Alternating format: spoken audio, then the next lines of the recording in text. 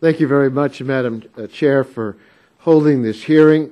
International tourism is a proven engine of economic growth in our country and a significant contributor to our national economic recovery. This shouldn't be a partisan issue, but we've almost had no hearings in the last year and a half where the Republicans have not turned it into a partisan issue. And the comment about the regulations for swimming pools was to comply with the Americans with Disabilities Act. I think Steve Wynn should care a lot about that, because he is a man who's suffering from disabilities, and he would probably benefit because of his lack of sight to have such a lift in the swimming pools. I don't think hotels are paving over their swimming pools because they have a regulation to protect the disabled. We even want disabled people to come to the United States, and we want to say hello to them and welcome them here and have them spend their money as just as good as anybody else's. According to the Department of Commerce, tourism spending surged 8% last year to over $1 trillion. It supported 7.6 million jobs.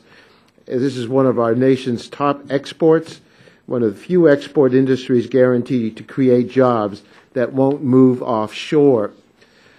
Foreign visitors are putting Americans back to work and giving the world a window into our natural and cultural treasures.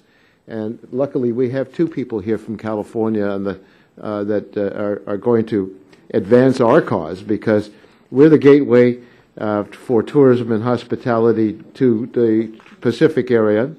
The Chamber of Commerce estimates that every 1% increase in international visitors to Los Angeles infuses local business with a $43 million increase in direct spending and an estimated $88 million increase in economic impact. So the question is, how can we get more people to come?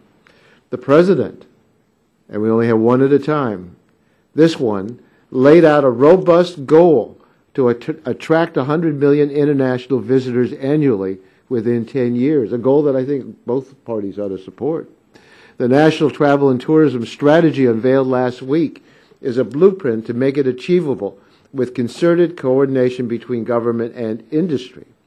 Some of the opportunities to attract more foreign visitors can be found in the visa waiver program, which enables visitors from eligible countries to tour the United States for up to 90 days without a visa.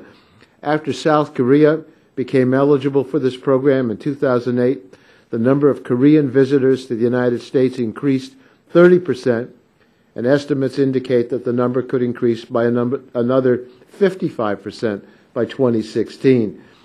Other solutions will require targeted improvements to speed the resolution of visa backlogs in countries not eligible for the visa waiver program.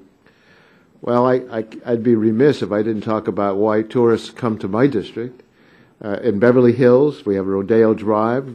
In Hollywood, the Grauman Chinese Theater, on the Hollywood Walk of Fame, the beaches of Santa Monica, and all the way down the coast.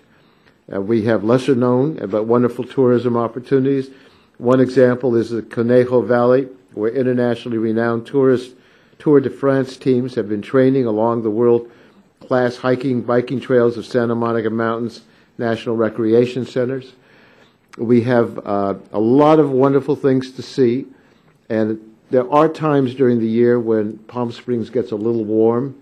So while they spend maybe a little less time in Palm Springs, they can come to the rest of California.